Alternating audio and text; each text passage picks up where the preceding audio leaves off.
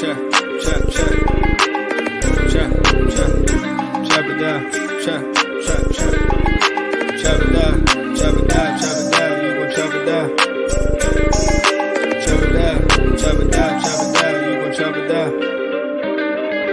Damn, set, watch him throw the ball, we gon' pick it off. You gon' let him hit the hole or you gon' cut it off. You gon' play through fourth and long or you gon' punt it off. Your defenders, heavy hitters, put your pads in. Don't be looking for the ref to throw no flags in. Keep the helmet on, keep the cleats tight. You the type to want to win by any means, right? You should look alive. This is Trap or Die. Yes, sir. Welcome back to another episode of the Trap or Die podcast. I am your host, Molly Mual. AJ's in the building, aka the show, the stream. Dre is on the way.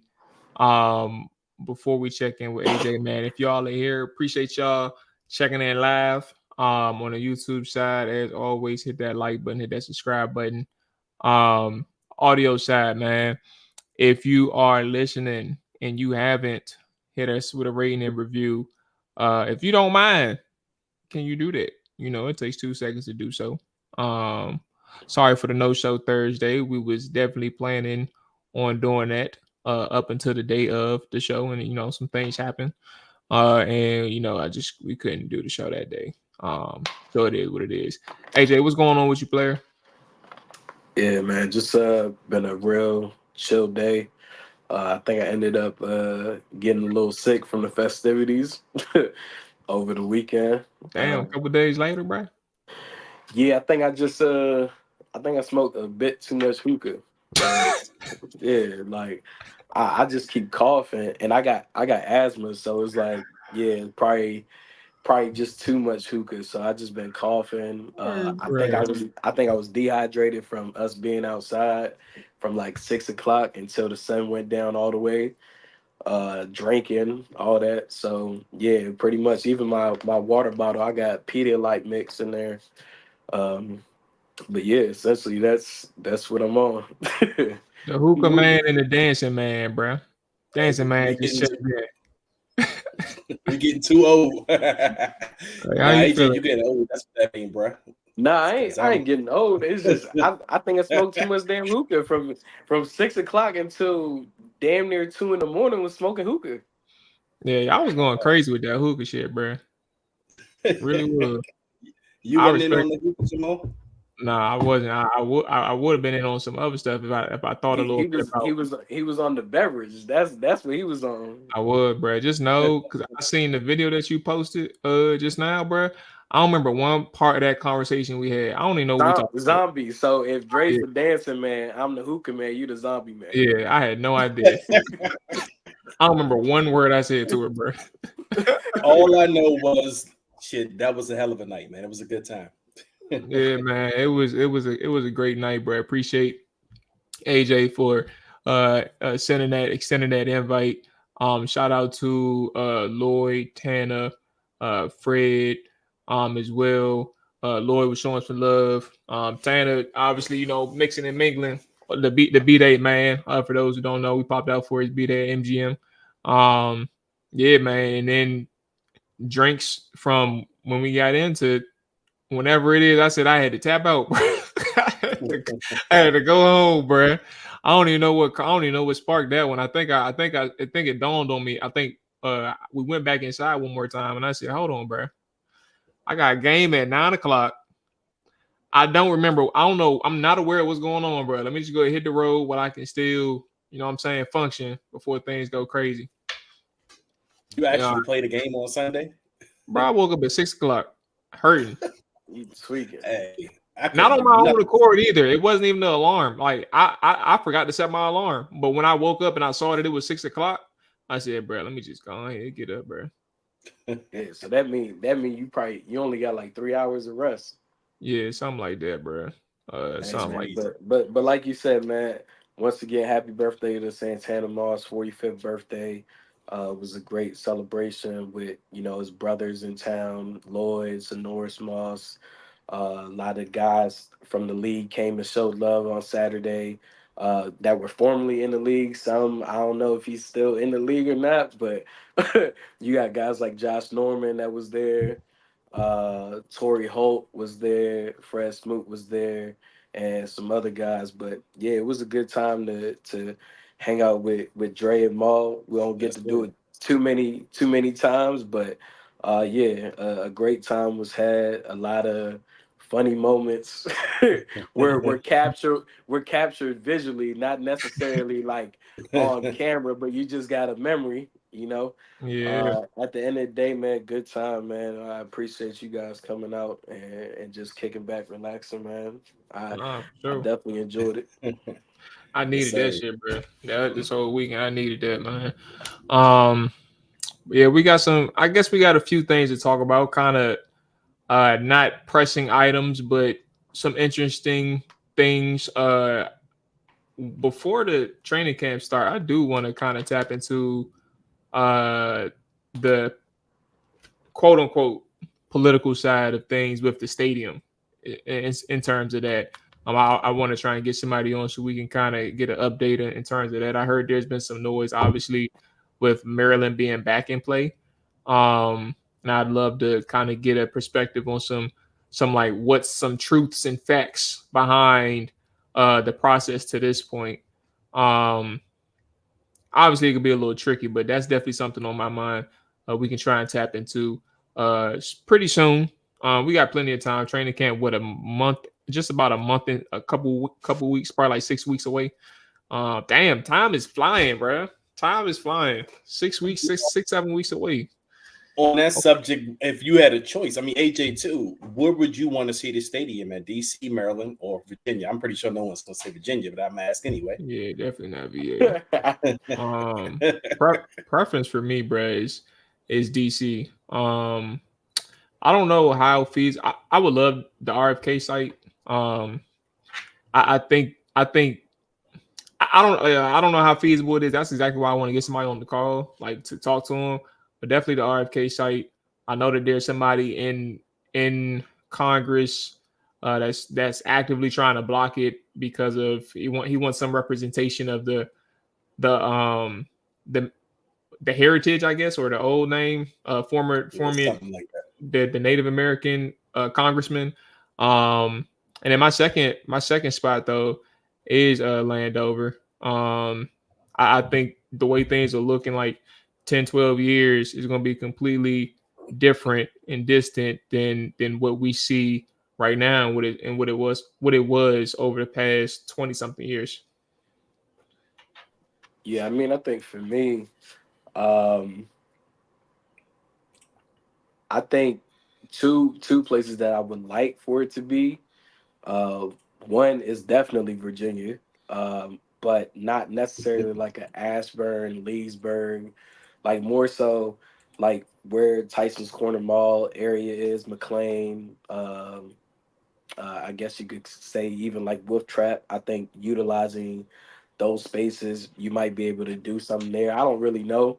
And then if it had to be in Maryland, I would suggest around the MGM National Harbor area. I don't think Landover is a good spot for them to build because we got to also think they're not just building a stadium, they're building an entire community essentially. Like they're trying to put retail within there, the practice facilities. Um, this is going to be a hub for all our major events. Um, Trying to get a Super Bowl there, you know. I just don't see Landover as being one of those areas that an NFL team would want to utilize, like just because of the surroundings, and then just Landover as a whole. I just don't know outside of like if a team was to continue to have a stadium there, what's the real plans? Like, I mean, Landover has changed a little bit, but not that much. Um, They have so 400. They have like $400 million invested, like future investments into that specific area. Like yeah, that's but that's the state you know side what's of being interesting. renovated. You know what's Rent. interesting about that, Maul? Because it's like if they if the plan is to be at Landover, they could have started on that ASAP. I don't think. I mean, Because but that's instead of in a sense. investing money in renovations, they could have just said, But "Fuck it, this we're gonna tear is the whole thing down." it's not the state. I mean, it's not the Commanders. It's all the Maryland has already had plans with stadium, Commanders or not, to invest in this area. So Washington bringing that team or allowing that team to stay in Landover is an added bonus, and whatever Washington wants to do with that area will be in conjunction. Again, this is why I want to bring an expert in there to talk. So, like, if you all are holding me to my words, please don't do that, because I'm going off of memory, and I may have misconstrued what I've come to understand to this point. But what Maryland is doing, I know for sure, is already going to be something of their own. Like, they have the money that's going to be reinvested into that area. They're bringing a city, excuse me, not a city, like a small, like a social space. I don't know the right term to kind of describe it. Like bars, Nah, like a nightlight. I've All seen of the that is footprint. there. I've seen the footprint of all of that. Yeah, and what I'm saying is, to your point, is like, just because that part is known, and that doesn't mean Washington has to go with what's in front of them. They can exhaust all options. Like, they was doing that when Dan Snyder was here too. Like, that doesn't mean, just because they may think highly of Landover and what they may be bringing to the table, doesn't mean that they can't see what Virginia can bring to the table, and see what Washington D.C. may bring to the table. They can leverage all three of these areas against each other and see what's going to be the best benefit for them. They don't have to jump at the first thing that stands out to them. And Mual, I actually agree with that, because I mean, Harrison and them are really just starting to make their first real moves, and the only thing you could do right now was renovations to the stadium. Like, I mean, again, I don't think it would be to their advantage to say, you come in as the owner right away and like, oh, we're going to stay at FedEx Field, we'll just start pumping money into this.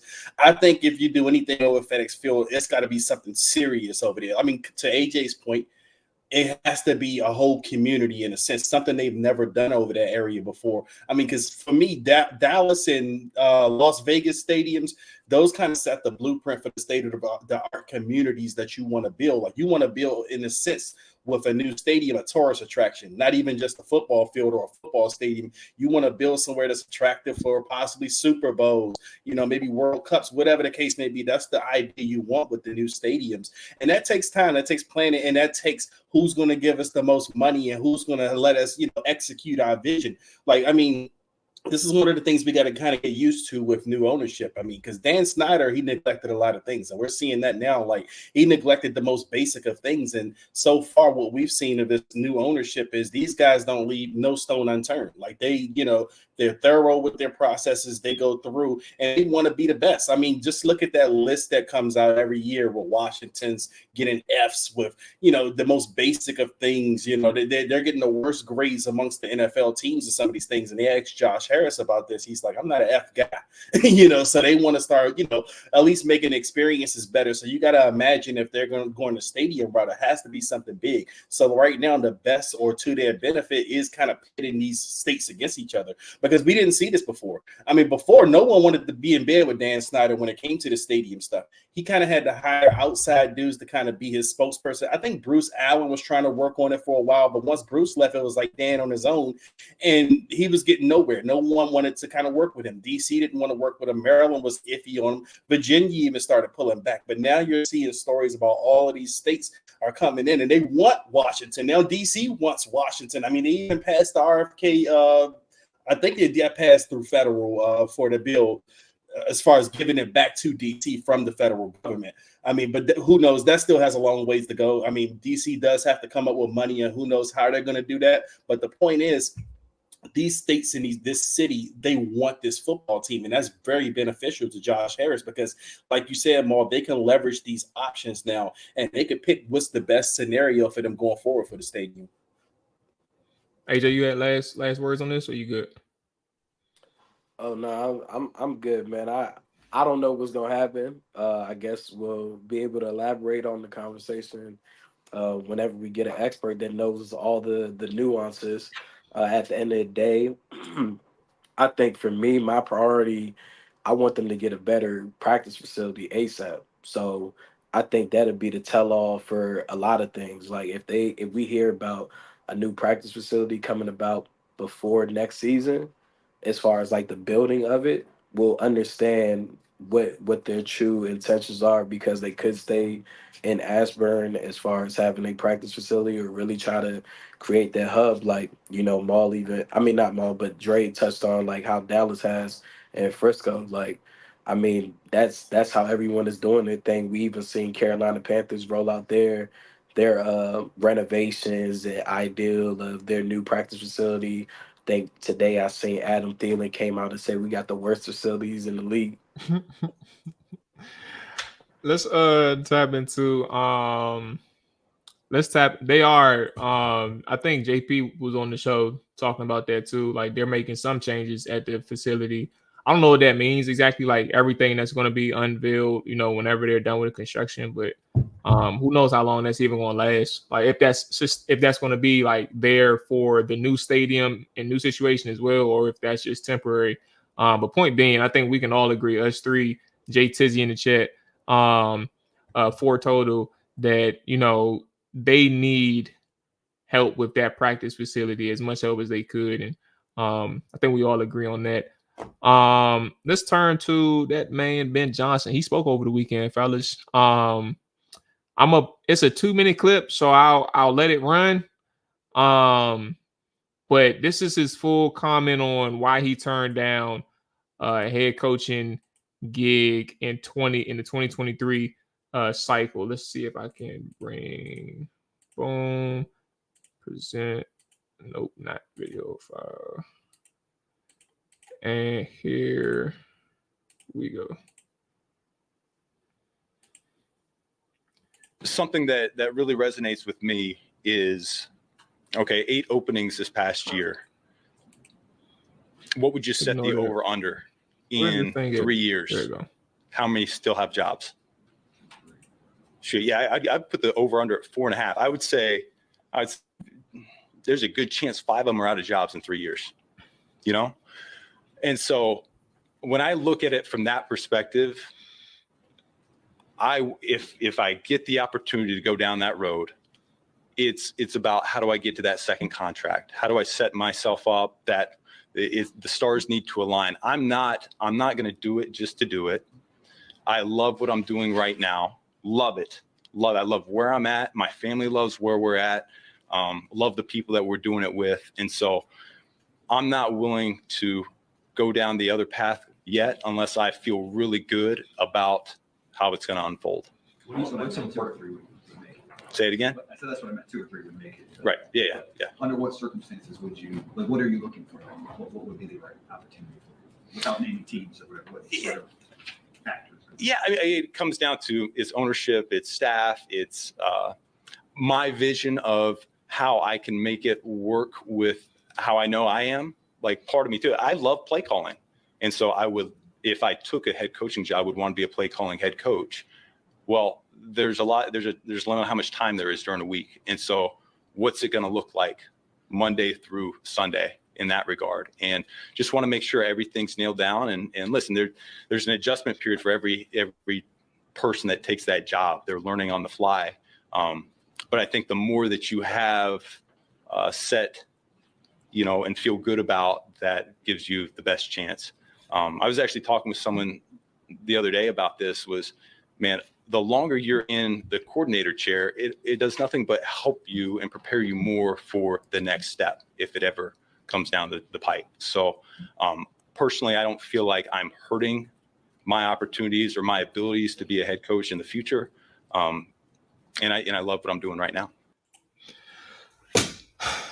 Thoughts on Ben Johnson speaking up on why he passed his coaching opportunities for the 23 and technically 2022 coaching cycle?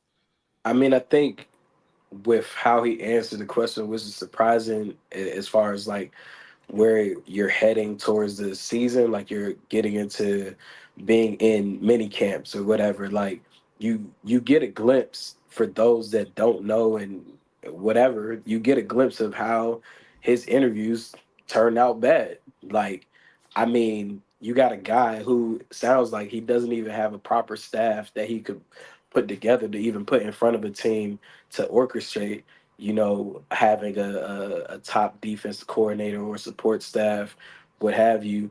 But I think it just boils down to privilege, man. Like, I mean, I guess he's one of those guys right now still at the offensive coordinator position where he's like viewed as a top signal caller, but it's so much more to being a head coach. Like you got to bring other intangibles to the table. You got to be willing to run to the grid and not run away from the grid.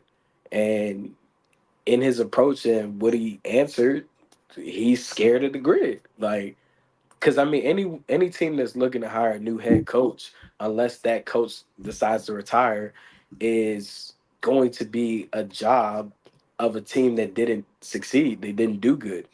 So it's like you're never going to run into the perfect situation where they have the perfect owner, they have the perfect staff, they have the perfect uh, personnel of players. Like you're going to have to build this thing up. And it's interesting for him to say that and have that approach when he's with the Detroit Lions. Like the Detroit Lions have been known for having poor ownership forever.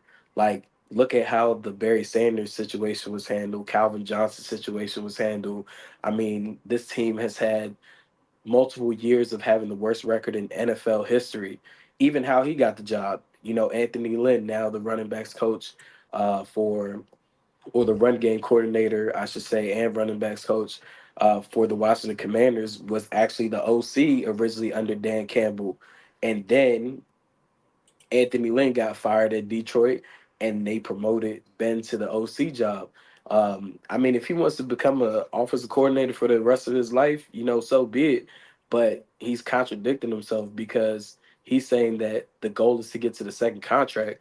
Well, straight out the gate in the opportunities that he's had with teams, he's been trying to be one of the highest paid head coaches straight off the bat. Like he's trying to get 15 mil a year. Like he's trying to get paid like he didn't win a Super Bowl, like he didn't have multiple playoff bursts as a head coach. Like, so you really don't want to get to your second deal. You just want to guarantee as much money as you can so that if this shit fails, you got something to fall back on, which is the money.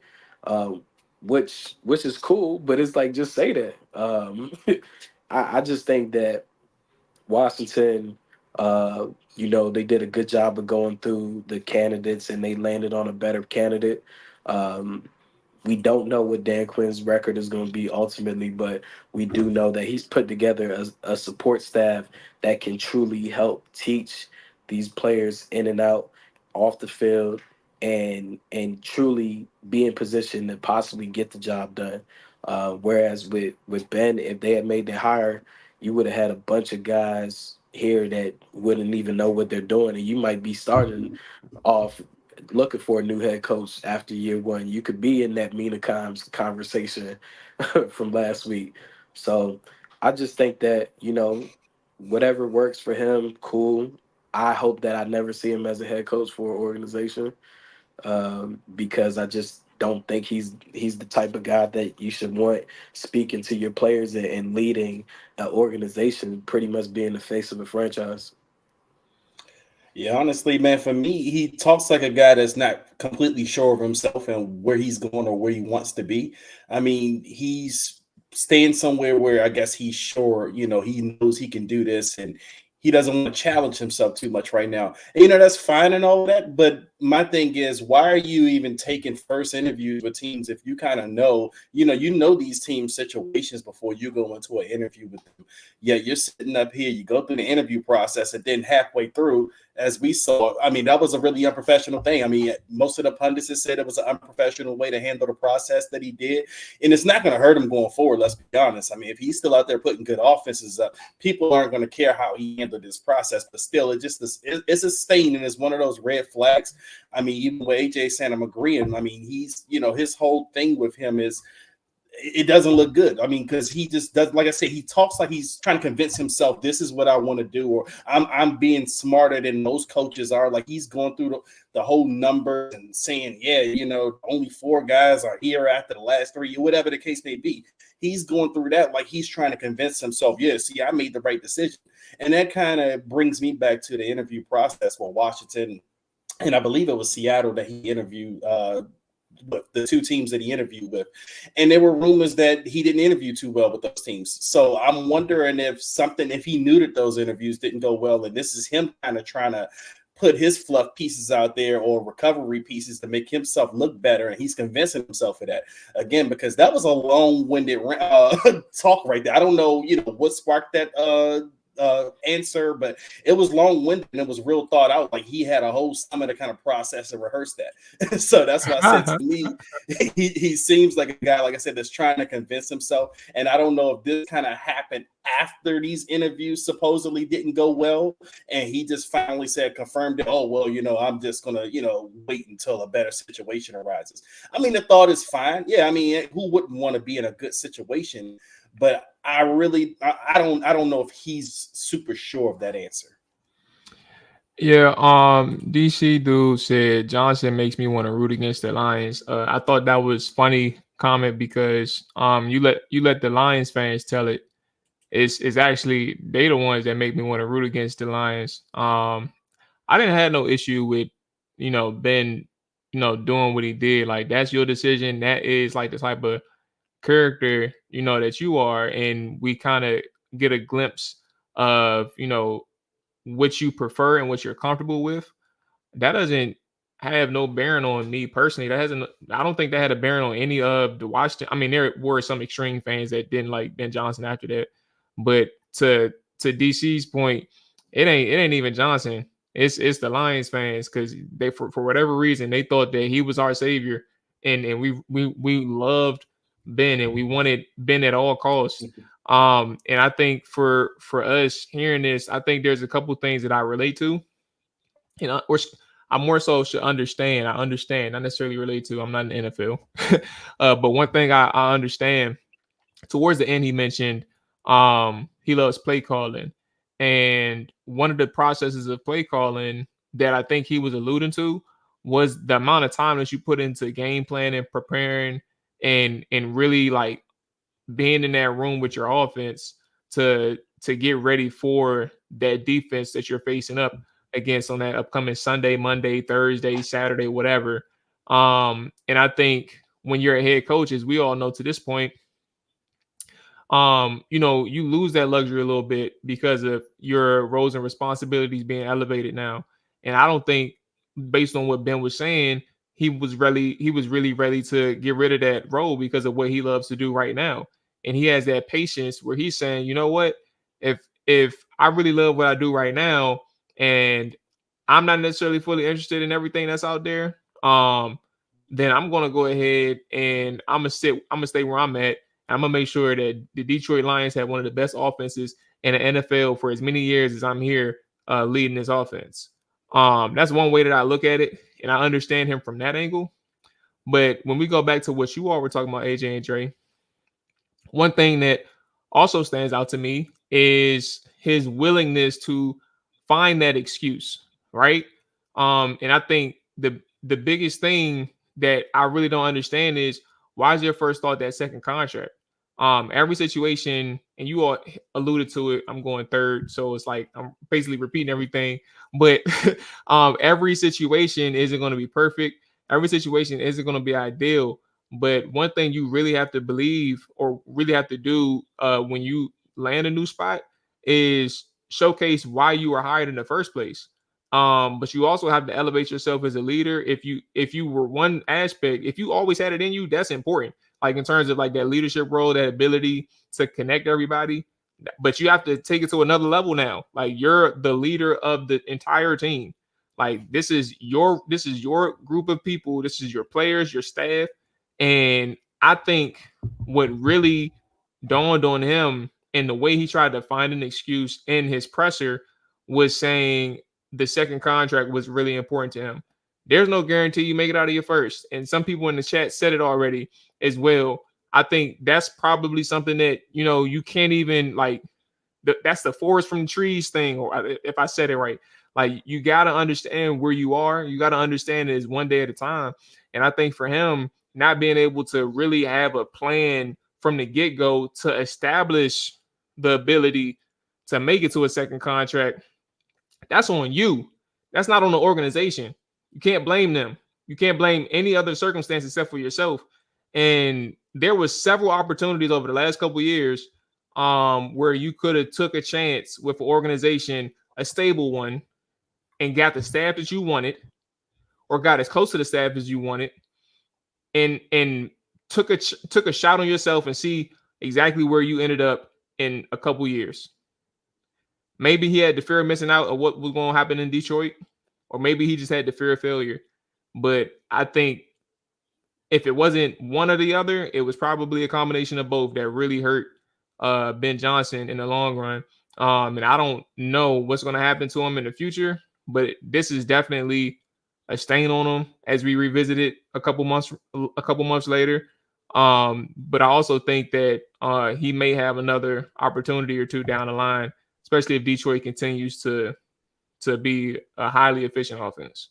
I think it's also a reminder for a lot of people that are fans of the Washington Commanders. Some of those people even in this chat, you feel me, that I've seen personally heavily rooting for Ben Johnson, that, you know, everything that looks good ain't good for you. Like, I mean, can you imagine if this dude had become the head coach for this team? Like, in comparison to what you know now with Dan Quinn, it's like you'd be right back in the same situation of looking for a new coach in less than 2 years, because it doesn't seem like he even understands what's going on. Because even at Detroit, he doesn't have necessarily a great example of someone that's running a team and also calling plays. Dan Campbell calls no plays. He just manages his staff and the team. So he's not even getting a good glimpse of how to be able to do both. But like you said, Maul, some team is going to end up hiring him eventually. That will be their mistake. Just thankfully, it's not Washington's, and one we don't really have to focus on after this conversation. You know, we just brought it up because he was deemed to be the favorite guy, and this is kind of like the first time he's talked to the media since the whole debacle went down, with, you know, leaving Washington hanging and him turning down a second year of not taking any head coaching job. But I just find it funny, like, he's already saying 3 to 4 of the guys that got hired during this cycle gonna get fired. Like, it's like, bruh, who are you to say that? Like, that's He talking wild to me. scared, man. Like Yeah. it's Yeah, scared talk. He digging for them excuses, bro. yeah, But see, it's just wild to me. but like I said, my issue with it is he got 1 foot in and 1 foot out. Because I mean, for someone who claims he knows that, you know, he's not ready for this opportunity right now, he's in the mix for these opportunities. He's talking to these teams. So I mean, you do kind of want this. It's just something in your mind. You're holding yourself back and you don't feel like you're ready. And if you're leading men in this league, that's kind of hard to get me excited for a guy that's waffling like that about being a leader. Hey, I I'll make a prediction right here, right now. I think Dallas Cowboys hire Ben Johnson next year, I can see it.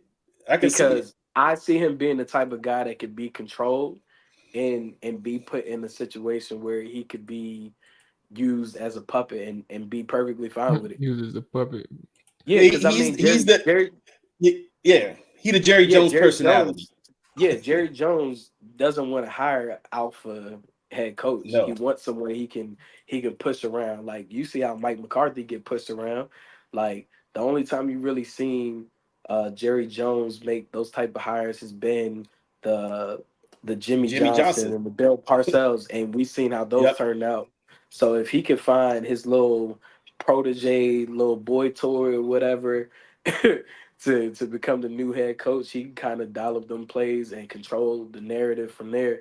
But that's like the only team I could see making it higher. Even if Eagles fire Sirianni, personally, just knowing Jeffrey Lurie, I don't see him meshing well with Ben Johnson. I think Lurie learned a lot from hiring Chip Kelly, and that will never take place again.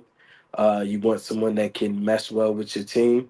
So yeah, I mean, that's just my projection. Before we move on, I think that that's the only team that could possibly hire him. And if Dallas does move on from McCarthy, I expect that hire to take place. That's probably the perfect situation he's describing. I guess America's team. I don't know. fellas, so the Athletic did an article, one pressing question for every new offensive play caller in 2024. So shout out to Hogs Haven for finding the Commanders related content in this one. Obviously Kliff Kingsbury is going to be the play caller. So the question for Washington and Kliff was, can he position Jayden Daniels for an impactful rookie campaign? And the quote or the text follows: regarded as a bright offensive mind, Kingsbury returns to the NFL after one season as coordinator at USC, which he wasn't a coordinator there. I think he was like an analyst or something like that. Offensive Yeah. analyst. The former Cardinals head coach kicked off his NFL career in 2019 working with Kyler. Now he's tasked with grooming another high draft pick into the franchise quarterback. Daniels, the second pick out of LSU, has been compared to Lamar Jackson. He has a talented collection of pass catchers in Terry, Jahan, and tight end Zach Ertz, and two quality running backs in Eckler and Brian Robson. But Washington's offensive line is rebuilding, which could hamper Daniels. Kingsbury must work to mask the deficiencies of the unit and maximize the gifts of his young passer has to offer. So there's one more thing that I want to add to that I found. Over the last 2 years, the Washington Commanders turnover differential has been the worst in the NFL. They are minus 19 in turnover differential in the last 2 seasons. The next worst team is the Atlanta Falcons, and they are minus 16. Fellas, where are you all at with the comments with Kliff Kingsbury and that one big question? Do you all agree with the question? Can he position Jayden Daniels for an impactful rookie campaign? Is that the one pressing question for him? Yeah. Here's the thing. We have no evidence that Kliff Kingsbury can't make the quarterback look good. Kyler Murray won Rookie of the Year with Kliff Kingsbury, and you've seen all of the quarterbacks that had success with him in college. Now, I mean, you could talk about his teams in college, but a lot of people wanted to do. They talked about his record, but look at his quarterbacks. I mean, his quarterbacks were putting out record numbers at college everywhere he went. I mean, you got Baker Mayfield, you got Case Keenum played with him. Houston, Patrick Mahomes, of course, man. I mean, so Kyler Murray won a Rookie of the Year again. But I mean, those are all the quarterbacks that he pretty much worked with. He made these guys. I mean, I'm not gonna say he made these guys household names. I mean, these guys were talented in their own right, but they had success with Kliff Kingsbury, and I don't think it's far-fetched to expect any less than success with Jayden Daniels in his rookie year. I don't know what that looks like as far as how high he can go or how high that ceiling is for Jayden Daniels in his rookie year, but I'm confident that he can work with Jayden Daniels, that he can look good with Jayden Daniels, because we've seen it throughout the years, and these are all different kind of quarterbacks that Kliff Kingsbury has played with. I mean, he's had the pocket passes. I mean, he's had the guys like Kyler Murray that's considered more of a scrambling quarterback. I mean, Jayden Daniels, we wouldn't consider him a scrambling quarterback. He's a quarterback that can use his legs. So I see no reason why him and Kliff can't be successful. And like I said, I'm kind of tired of hearing about him being a coordinator at USC. That was Lincoln Riley's team. That was his offense. Kliff Kingsbury just worked on the staff, and some people kind of want to attribute, a little bit of Caleb's struggles to Kliff Kingsbury, but we don't know how active he was in that offense and, what role he really played outside of being an analyst. But yeah, I'm really confident that he can have a great, or at least a really successful rookie season with Jayden Daniels. Yeah, I think when it comes to Kliff, man, it's kind of the opposite of Ben Johnson. Ben Johnson said he wants to focus on, still being able to call the plays of an offense if he becomes a head coach.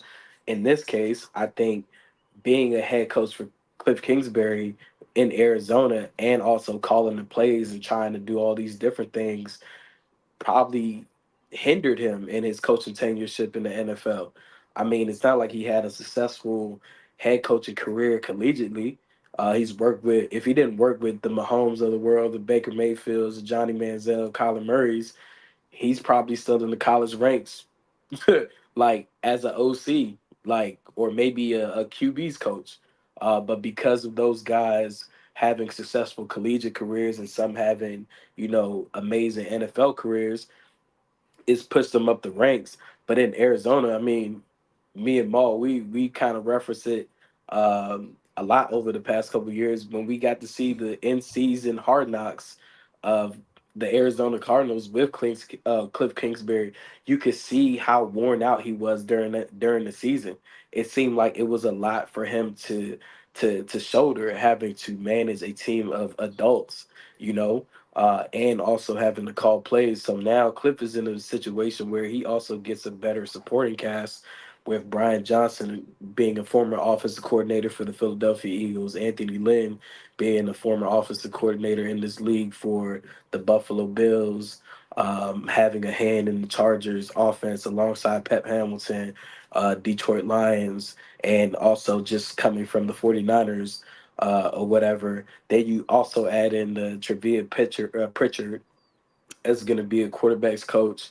You got a lot of voices within that room that can help Kliff truly like master an offense if he's willing to listen and take heed to some of the things that they could bring to the table. So I think he could succeed with Jayden Daniels. It's all about him being open to, the staff that he's working with. A lot of these guys, he's never worked with them before, but if he's open-minded to concepts running wise, passing game wise, how to utilize Jayden in these situations, the fact that some of the guys even on the staff on the offensive side of the ball are former quarterbacks as well. If he's open to it, I think he can be successful and being able to just solely focus on calling plays.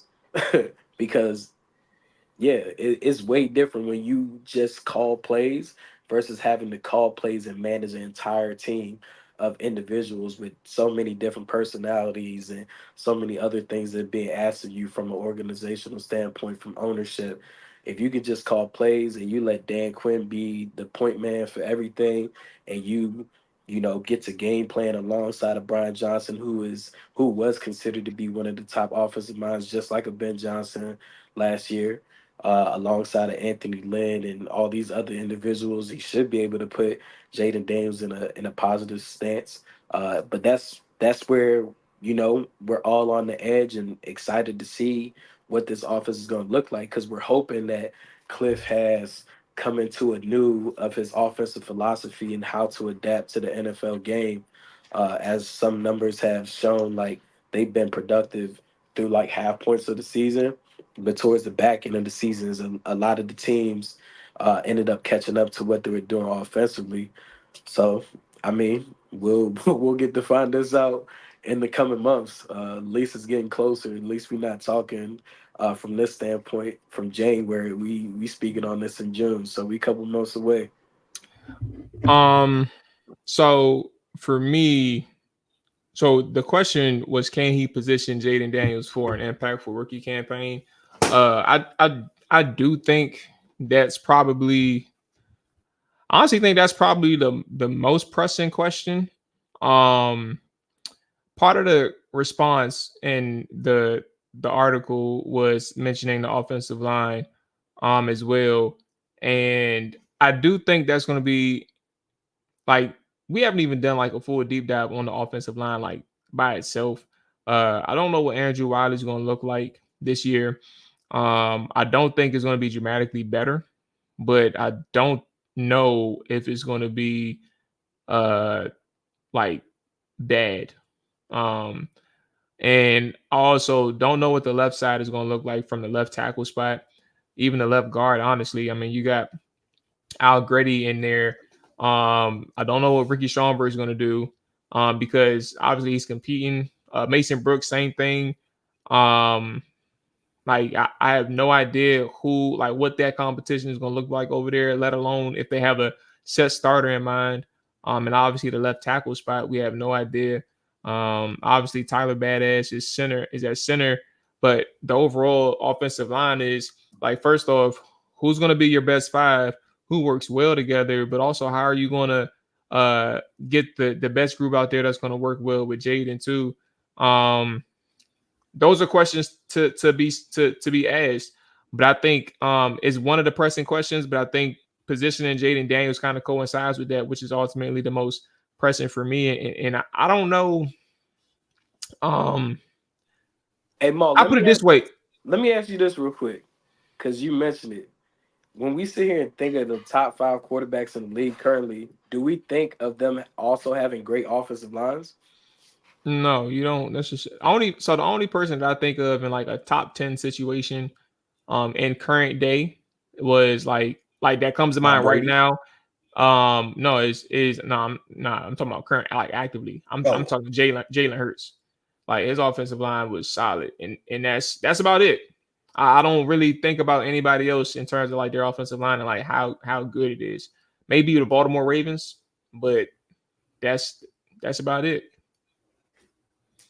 and What do they you all run a think? different offense. Yeah, I was about to say Ravens run a different offense. That's actually a good question that AJ asked, because when we get off this podcast, I'm definitely going to go through the list and see who's, how that can correlate. I mean, but it's also one of those things too where, you know, I feel like the offensive line, I mean, even though we don't know what that 5 combination is going to look like this year, and I know, people got on it really bad last year, but it looked really bad when a quarterback doesn't trust what he sees, and he's just notoriously known for not getting the ball out on time. I mean, any offensive line is going to look really bad. And Sam Howell just wasn't good at that. So I thought that kind of heightened and accelerated a lot of that talk, because when you look back at those numbers, some of those pass pro numbers, the advanced stats say that they were somewhere in the middle of the pack as far as pass protection goes. But obviously, the big question is going to be the left side for me. I mean, who's your left tackle? I mean, is it Cornelius Lucas? Is Brandon Coleman going to show that spot?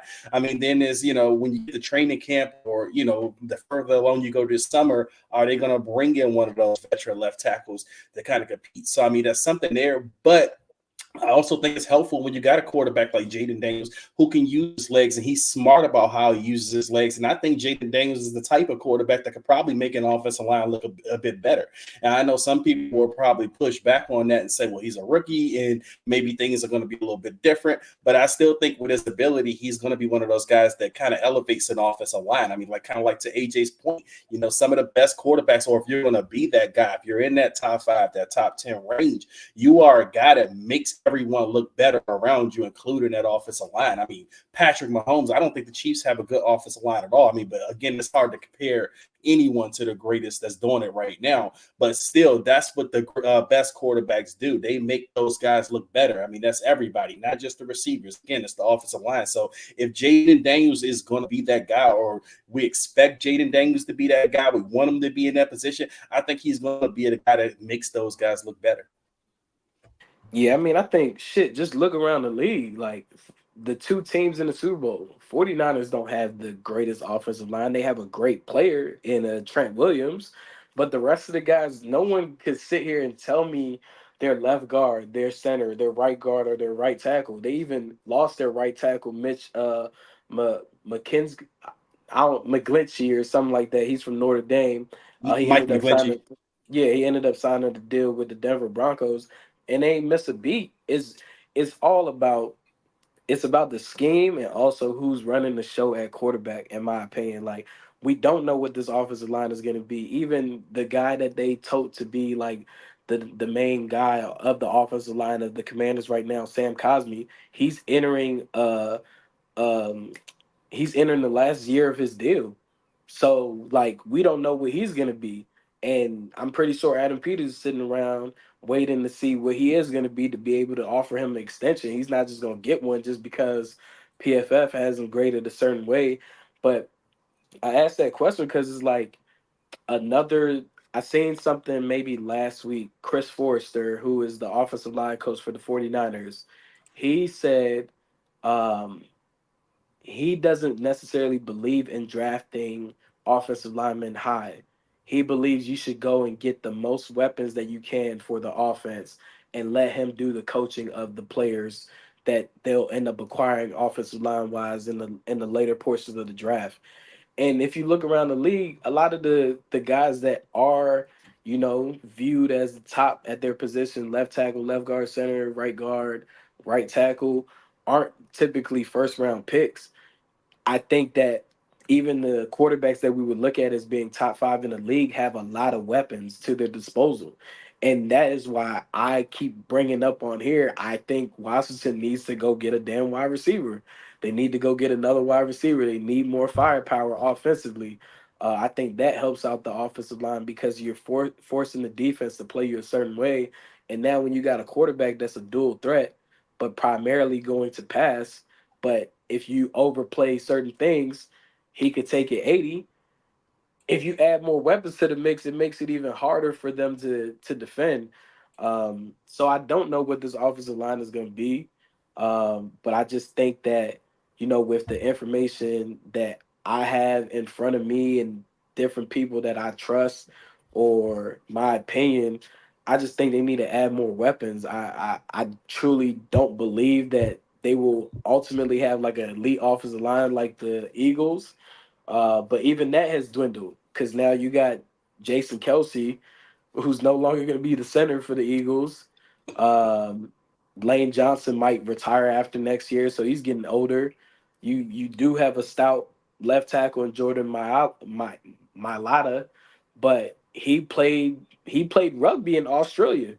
So just to show you, like coaching matters. Like someone coached him up to be an elite All Pro left tackle in this league. So we don't know. We may have a couple guys on this roster that could become All Pro or above average. Just don't know. But like you even alluded to, Maul, like quarterback play can definitely help offensive linemen look way better than what they truly are. So I'm gonna close out this, or at least my side of the Kliff Kingsbury conversation, with this one thing. This is something else I wanted to talk to. Well, somebody that was not a reporter, but maybe like a former player or a GM or somebody. But my thing is with Kliff, and again reiterating or restating the oh, my bad. Hey Colin, I meant to answer you too right quick. Yeah, so top 10 in terms of Jared Goff being top 10 quarterback.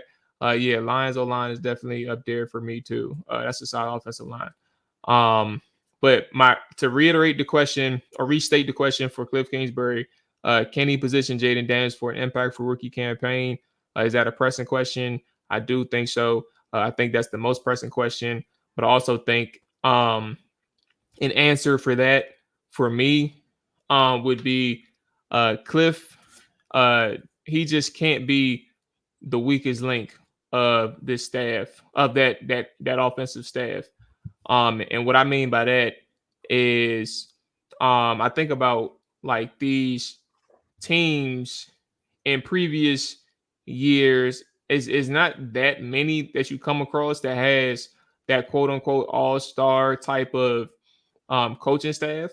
But also one thing that I started to think about when I think about this coaching staff is like when you have so many different quality coaching members on your staff, and some of these people have never worked together before a day in their life, they could have been good in their own environment, in their own situation. And now you're being put to the test in a situation where you're being merged with some of the best people in the industry itself. And you either going to sink or you're going to swim. And either you're going to stand out or you're going to get exposed.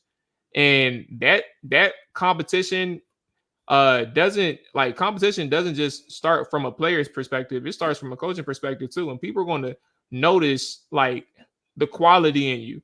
And whether they tell the public or not, we may never know. But them people in the organization, in that office, in that staff, in the meeting rooms, they gonna know. So I think for Kliff to have the OC role with all of that talent from a staff perspective under him, he better not be the weakest link. And that's kind of my perspective. Don't be in the room or in your surroundings with so many individuals with such talent. Like there could be they're weak links, but the offensive coordinator, he can't be one. And Maul, to your point, I think this is where Dan Quinn comes in, because ultimately he's the head of the food chain. And one of Dan Quinn's tasks and his jobs is going to be, and this is actually something I wanted to bring up because someone else in the chat had brought it up about how we're not getting. Hold on, what was it? It was Peacemaker. Peacemakers said, about Kliff Kingsbury possibly leaving if he's having, a top 10 offense. Maybe in a couple of years he's gone. This goes back to Dan Quinn. Now, if that happens, if we're having a great time with Jayden Daniels and Kliff Kingsbury's name is hot, he leaves as an OC. Ideally, what you want is to be able to elevate someone from your staff, and this comes down to coaching development. I think that starts at the top. So how does Dan Quinn develop coaches? Like, can we get to the point as a coaching staff where we lose a guy because we're so successful, but we can just elevate the next guy and we think highly of this guy and he can step in and kind of keep things rolling because he's already worked under Kliff Kingsbury. So development starts with Dan Quinn, and then it's going to trickle down. He's got to develop Kliff Kingsbury. I know these guys have all kind of been, or some of these guys on the staff have been head coaches elsewhere before, but now they're not head coaches. They're working under someone. So now you still have an opportunity to learn. You still have to, have an opportunity to learn how to do things the right way or the better way, or how to be successful again. And this kind of comes back to Dan Quinn. So one of Dan Quinn's jobs is going to be managing these guys. He's going to be managing the talent on the coaching staff. Is he going to be developing these guys to the point where we're building attractive candidates, not even just for us, but we're building attractive candidates elsewhere? And we see the best teams in the NFL, they don't have drop balls when they lose guys. I mean, Andy Reid loses guys all the time, and they keep things rolling. They just bring in the next guy, and the next guy keeps, because that's how he's been developing the coaches. So that's where ideally, as a fan, if you're running a successful organization, you're developing these coaches all the way down to the line where they're becoming attractive candidates coming up. And someone who was actually good at that, I mean, we didn't get to see it too much here, but Mike Shanahan was that guy. Mike Shanahan was a guy that could develop coaches, as you've seen, that staff that everyone loves to talk about, that he had back in 2013. A lot of those guys are head coaches now. So we'll see what Dan Quinn can bring in that area.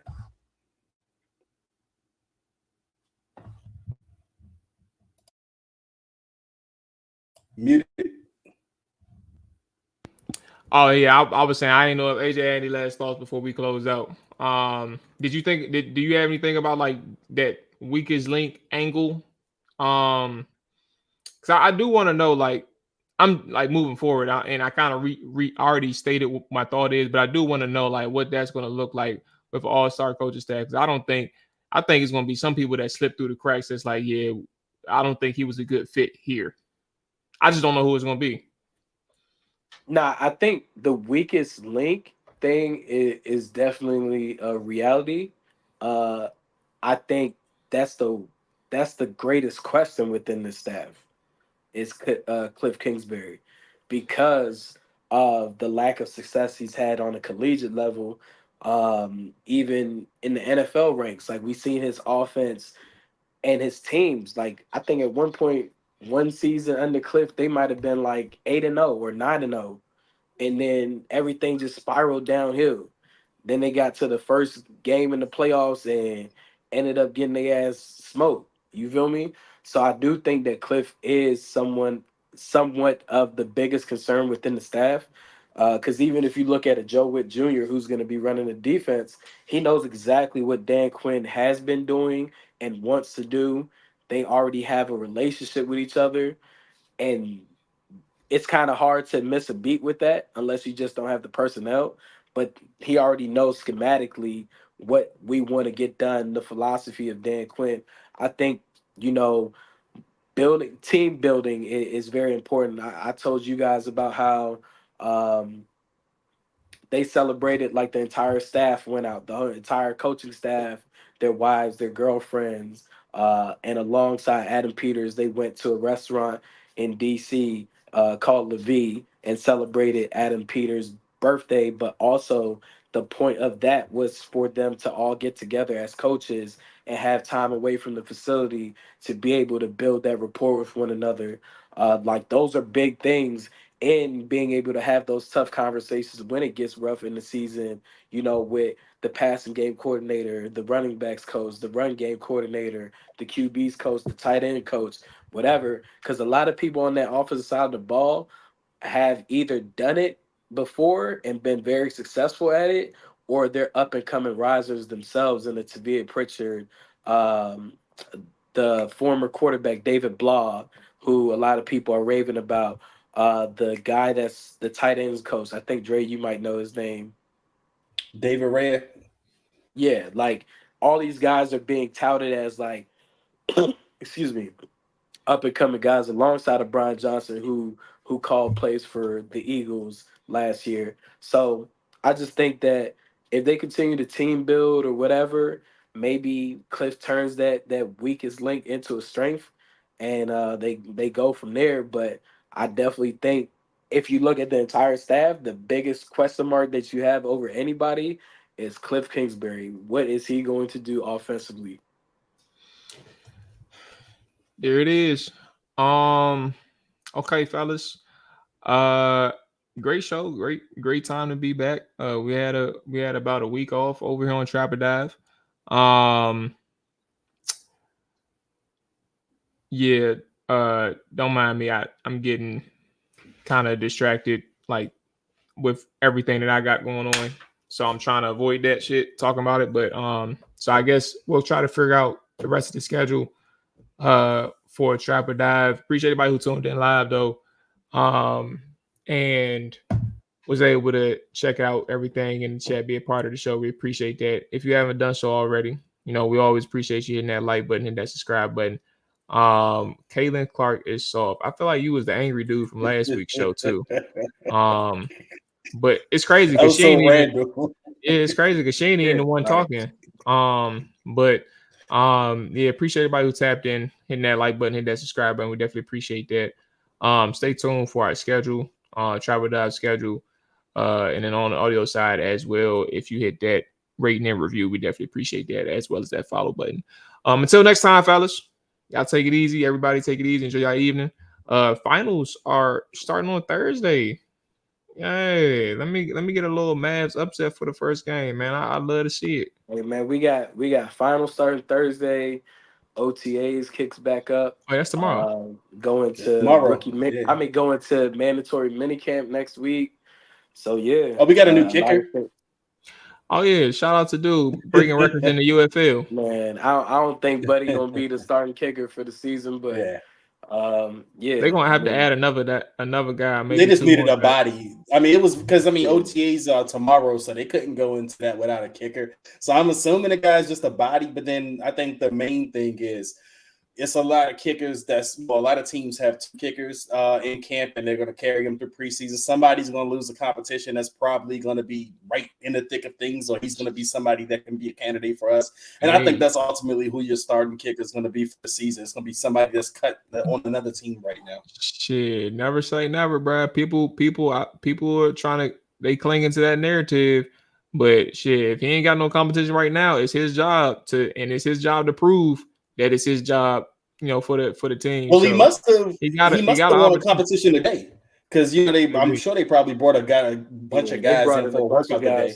Yeah, so he probably looked good today. So maybe he all right. We'll see. Yeah, he just gotta keep proving himself. I don't know shit about no kicker until he missed a kick. So there it is, man. Yeah, do your job. Y'all take it easy. Hey, Hawk, I see you. Appreciate you checking in, big dog. You're going to have to catch a replay, brother. But we out of here. Until next time, man. Peace. Yes, sir.